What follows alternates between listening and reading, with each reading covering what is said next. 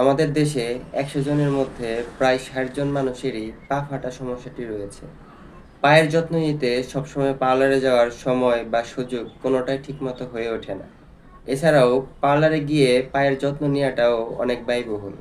তাই এই সমস্যা সমাধানে ঘরোয়া কিছু উপায় মেনে চলতে পারেন। এমন সহজ কিছু উপায় আজ আপনাদের সাথে শেয়ার করব।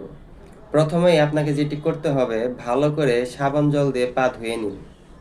এরপর কুসুম গরম জলে গোলাপ জল মিশিয়ে নিন। এবার সেই জলে ২০ মিনিট পা ডুবিয়ে রাখুন। এবার পাকা কলা, মধু ও লেবুর রস মিশিয়ে একটি প্যাক তৈরি করুন।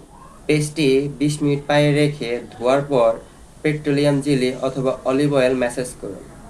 সপ্তাহে ৩ দিন এ নিয়ম মেনে পায়ের যত্ন নিলে আপনার পা ফাটার সমস্যা আর থাকবে না। ফেটে যাওয়া পায়ে নারকেল তেল বেশ ভালো কাজে আসে। তাই পায়ে নিয়মিত নারকেল তেল ম্যাসাজ করুন।